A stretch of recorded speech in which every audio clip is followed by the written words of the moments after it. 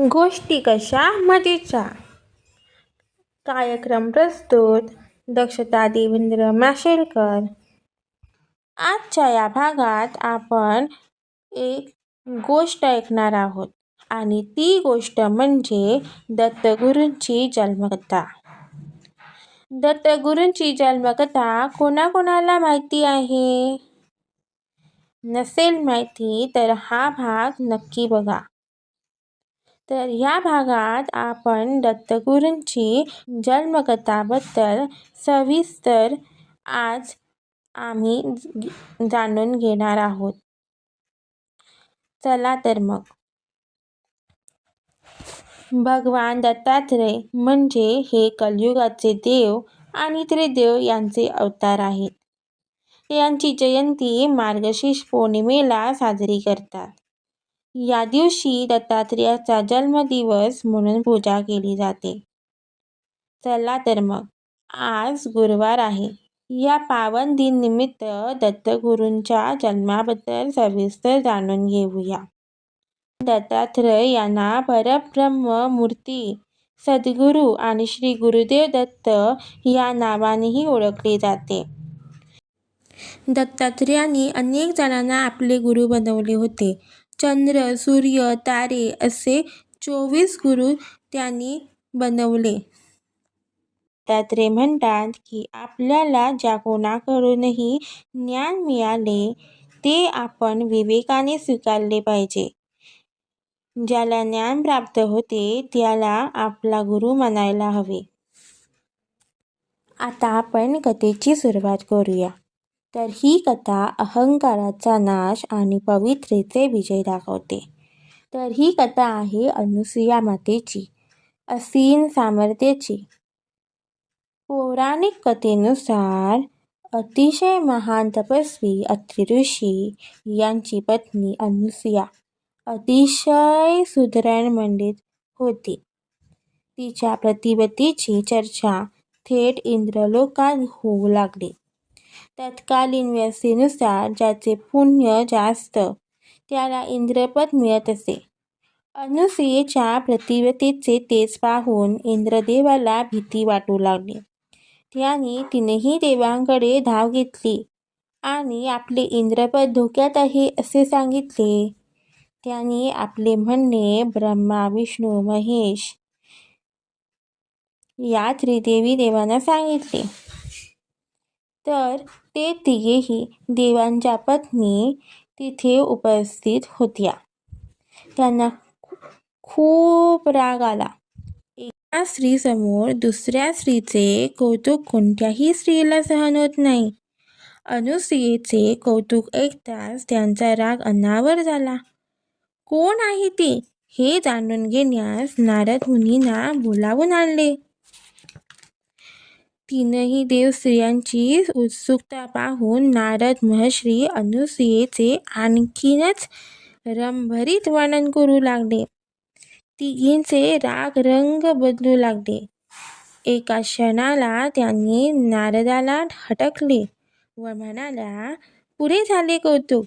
आम्हा तिघांपैकी कोणीही स्त्री या विश्वात श्रेष्ठ असू शकत नाही. त्यावर नारद म्हणाले, ठीक आहे, घ्या तिची परीक्षा. तिघींनी फरमान सोडले आपल्या पतिदेवांना. आपल्या पतींना म्हटले, अनुसूयाची परीक्षा घ्या. ती सुद्धा अशी परीक्षा नाही तर सत्व परीक्षा घ्या. येथे सत्व पाहण्याकरता एकदा ते तिघे अत्री ऋषी घरी नसताना साधूच्या वेशात तिच्या घरी जाऊन म्हणाले, अलख निरंजन, अलख निरंजन. हे ऐकताच ती बाहेर आली आणि अन्न दान करण्यासाठी ती पुढे सरली. तर ते म्हणाले की माते, आम्हाला अन्न फळ काही नको.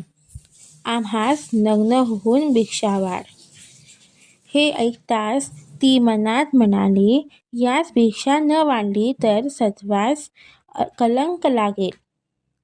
एका पतिव्रतेकडे अशी मागणी करण्याचे धाडस कोणत्या साधूमध्ये असावे.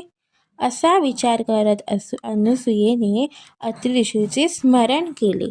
हा अतिथी धर्म चुकवायचा नव्हता. तसेच विवस्त्र होऊन पतिव्रतही भंग होऊ द्यायचे नव्हते. त्यांच्या इच्छापूर्तीसाठी मी विवस्त्र होईन, पण त्यांनी देखील माझे बाळ झाले पाहिजे. कारण त्यांनी भिक्षा मागताना माझा उल्लेख माते असा केला होता. अशा विचाराने तिने आपल्या पतिचरणाचे उदक घेऊन अतिथीवर शिंपडताच त्रिमूर्तीची लहान बालके झाली. नंतर नग्न होऊन तिन्ही बालकास स्तनपान करून पाण्यात घालून त्यांना झोपविले व आपली घरकामे करू लागली. दिवशी परत आल्यावर तिने सगळी हकीकत सांगितली. ही बातमी नारदास कळताच नारद मुनी त्रिदेवींकडे गेले. सरस्वती, लक्ष्मी व पार्वती एके ठिकाणी बसल्या होत्या. तिथे जाऊन म्हणाला, तुमचे पती अनुसूयेचे सत्व पाहण्याकरता गेले होते. त्यास तिने बालके करून ठेवले. तिघींनी जाऊन पतीचे संकट दूर करावे किंवा गर्भ सोडून अनुसूयेस शरण जाऊन पतीस पूर्वस्थितीत आणावे. आपले पती आता बालके झाले आहेत या विचाराने ते व्याकुळ झाले. त्यांना सहन झाले नाही. अहंकार दूर ठेवून त्या अनुसूयेच्या घरी गेल्या.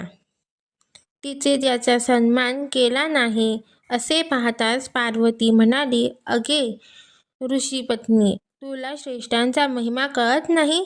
तू कपट करून आमच्या पतीस फसवलेस, त्या कर्माचे फळ भोगावे लागेल. असे ऐकताच अनुसूया संतापून म्हणाली, अहो असे समर्थांच्या समर्थ पत्नीनो, पाण्यात त्रिमूर्ती आहेत. आपल्या पतीस ओळखून घ्या. मग त्या पाण्याजवळ येऊन पाहू लागल्या. ती तिन्ही बालके मूतविष्ठा तुडवीत असून तिन्ही बालके एकसारखे आहेत. असे पाहताच नारदाने सांगितलेली खूण पटली. पंचाने आपल्या पतीस ओळखेना. नंतर त्यांनी अनुसूयेची प्रार्थना केली की आम्ही तुला शरण आलो आहोत. आमच्यावर दया करा आणि आमचे पती आम्हास परत द्या. अनुसूयेने पुन्हा त्यांच्यावर पाणी शिंपडले आणि तिन्ही बालके धरताच ते पूर्वीसारखे झाले. त्यांनी अनुसूयेस नमस्कार घालून म्हटले, तुझ्या सत्वास ब्रह्मांडात उपमा नाही. आमचे मनोरथ पुरविण्यास तू समर्थ आहेस. या सत्व तू गर्भशुक्तिकेच्या उदरात मुक्ताफळे साठव. तुझ्या उदरी जन्म घेऊन तुझे स्तनपान करण्याची फार इच्छा आहे. हा तिघांचा विचार ऐकून तिने त्यास अभय देऊन संतोषित केले. ब्रह्मा, विष्णू आणि महेश यांच्या अंशातून दत्तात्रेयाचा जन्म झाला.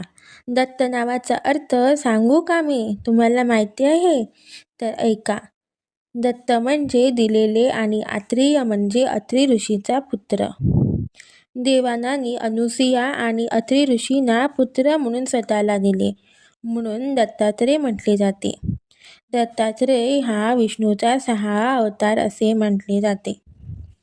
दत्त जयंती हे एक धार्मिक मान्यतेनुसार भगवान दत्तात्रेयाचा जन्म मार्गशीर्ष महिन्यातील पौर्णिमेला प्रदोष काळात झाला. असे मानले जाते की त्यांची पूजा केल्याने व गुरुचरित्राचे पारायण केल्याने व्यक्तीच्या सर्व मनोकामना पूर्ण होतात. याशिवाय गाई कुत्र्यांना खाऊ घालणे शुभ ठरते. आपल्या क्षमतेनुसार दान करणे देखील पुण्याचे समजले जाते. अन्नदान किंवा महाप्रसादाचे आयोजन या दिवशी केल्यास दत्तगुरू प्रसन्न होतात असे मानले जाते. तर या दिवशी दत्त मंदिरात भजन, कीर्तन, पूजा आणि अभिषेक केला जातो. तसेच अवधूत चिंतन, श्री गुरुदेव दत्त असा जयघोष करत उपवास व गुरुचरित्राचे पारायण केले जाते. तर मूर्तीचा अभिषेक केला जातो आणि पांढरी फुले, हार अर्पण केले जातात. सायंकाळी दत्त जन्मोत्सव साजरा केला जातो, ज्यामध्ये पाळणा गाऊन दत्तात्रेयाचा जन्म साजरा करतात. पूजनेनंतर प्रसाद वाटला जातो. अनेक भक्त या दिवशी कडक उपवास करतात. दत्ता उत्पत्तीची गोड कथा आणि दत्त जयंतीबद्दल माहिती कशी वाटली कमेंटमध्ये नक्की सांगा आणि माझी यूट्यूब चॅनल नक्की बघा. धन्यवाद.